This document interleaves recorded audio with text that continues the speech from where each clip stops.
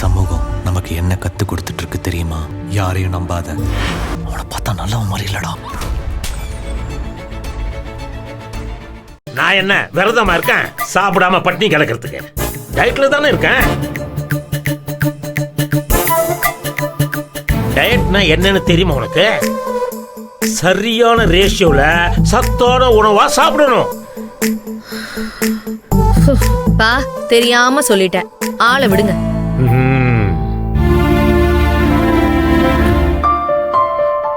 வாப்பா செல்வம், உட்காருப்பா. என்னம்மா மகா, வெளியே ஏதாவது போறீங்களா? காலையிலே ரெடி ஆகி வந்திருக்கீங்க.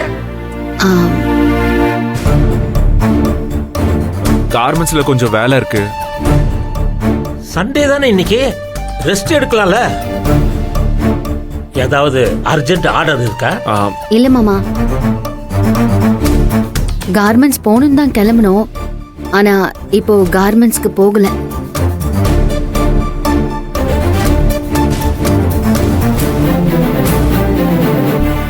என்ன ரெண்டு பேரும் மாத்தி மாத்தி பேசுறீங்க? ஏதாச்சும் குழப்பம் பண்ணிக்கிட்டே இருப்பீங்களா? எந்த குழப்பமும் இல்ல அண்ணி. அகிலா கால் பண்ணா. இவரு முன்னாடியே படியிறங்கி வந்துட்டாரு, அவருக்கு தெரியல. அகிலாவை காலேஜ்ல கேம்புக்கு கூட்டிட்டு போறாங்க. அவ பஸ்ஸ மிஸ் பண்ணிட்டாளாம்.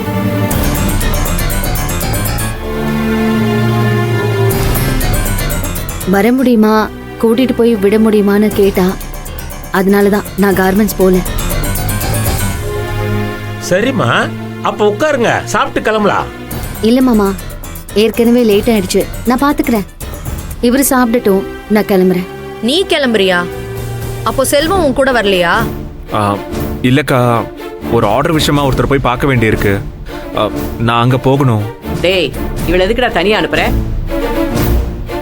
மகா, இதுக்குன்னு ஒண்ணு நீ போக வேண்டாம். செல்வம் போய் உன் தங்கச்சி அனுப்பிட்டு வருவான். செல்வம், நீ அந்த பொண்ணை அங்க எங்கேயோ விட்டுட்டு அதுக்கப்புறம் மீட்டிங் போ. மகா அலைய வேண்டாம். தனியா போகணும்னா ஆட்டோல தான் போகணும். அதெல்லாம் சரிப்பட்டு வராது. அவ ரெஸ்ட் எடுக்கட்டும். அத்தை, காலேஜ் பஸ்ஸை மிஸ் பண்ணதுனால தனியா வரக்கூடாது, பேரண்ட்ஸோட தான் வரணும்னு காலேஜில் சொல்லியிருக்காங்க. அதனால நான் தான் போய் ஆகணும். இவரும் எங்க மீட்டிங் அட்டென்ட் பண்ணி ஆகணும். ஏற்கனவே ரொம்ப கஷ்டப்பட்டு தான் அப்பாயின்மெண்ட் வாங்கியிருக்காரு. நான் என்ன குழந்தையா அத்தை? இதோ இங்க இருக்க பாண்டிச்சேரி. கூட்டிட்டு போய் விட்டுட்டு போன வேகத்திலேயே நான் வந்துடுறேன். என்னது, பாண்டிச்சேரியா? நீ இப்ப பாண்டிச்சேரிக்கா போறேன்னு சொல்லிட்டு இருக்க? ஆமா அத்தை, கேம்ப் பாண்டிச்சேரியில தான். மா, அதெல்லாம் மகா கவனமா போயிட்டு வந்துருவாமா. என்ன கவனமா போவா? இங்க இருந்து கெலாம்பாக்கத்துக்கு போய் பஸ் ஏத்தி விட போறேன்னு நினைச்சு அம்மா பேசிட்டு இருக்காங்க. அதுக்கே வேண்டான்னு சொல்றாங்க. நீங்க ரெண்டு பேரும் ஈஸியா தோ இந்தா இருக்கு பாண்டிச்சேரின்னு சொல்லிட்டு இருக்கீங்க. ஆமா, இதோ தானே இருக்குது பாண்டிச்சேரி. மகா இப்ப கிளம்புனா அகிலாவை விட்டுட்டு சாயந்தரம் வீட்டுக்கு வந்துட போறா. விளையாட்டா இருக்கா உங்க எல்லாருக்கும்? எத்த தின்னா பித்தம் தெளியும்னு நான் இவங்களுக்காக கோவில் கோவிலா ஏறி இறங்கிட்டு இருக்கேன். பூசாரி ஜோசியர்னு ஒருத்தர் விடாம கேட்டு பார்த்து பார்த்து பரிகாரம் பண்ண சொல்லிட்டு இருக்கேன். எல்லாம் கூடி வர நேரத்துல மொத்தத்தையும் போட்டு உடைக்கிறதுன்னு முடிவு பண்ணிட்டீங்களா? அத்தை, நீ பேசாத மகா. என் வார்த்தையை கொஞ்சம் கூட மதிக்காம இவ கிடக்குறா பைத்தியக்காரின்னு பைய தூக்கி மாட்டிக்கிட்டு பாண்டிச்சேரி கிளம்புறேங்கிற. ஐயோ அத்தை, சத்தியமா உங்களை மதிக்காம போகணும்லாம் நான் நினைக்கவே இல்லை. சூழ்நிலை அப்படி இருக்கு. நான் பார்த்து கவனமா போயிட்டு வந்துடுறேன். அவ வீட்டை விட்டு தனியா இவ்வளவு நாள் இருந்ததில்ல. பஸ்ஸ வேற மிஸ் பண்ணிட்டா. காலேஜ்ல பேரண்ட்னு என் பேர் இருக்கிறதுனால வேற யார் கூடவும் அனுப்பவும் முடியாது.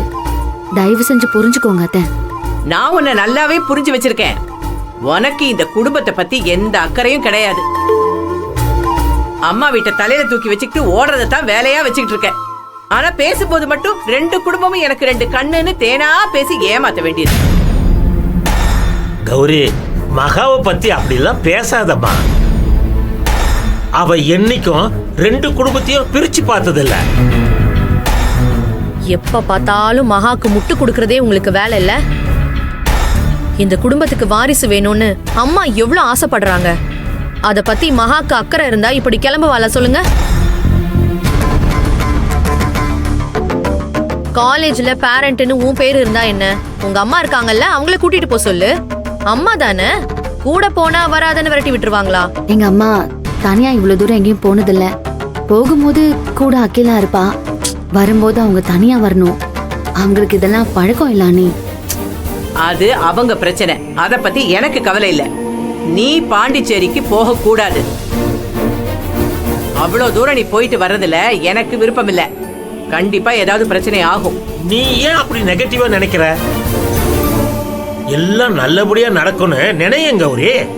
மத்த எல்லாத்தையும் விடுங்க, இந்த விளக்குக்கு அவளை பதில் சொல்ல சொல்லுங்க. இவ பாட்டு கிளம்பி பாண்டிச்சேரிக்கு போயிட்டானா விளக்கை யார் பாத்துக்கிறது? யார் எண்ணெய் ஊத்துறது?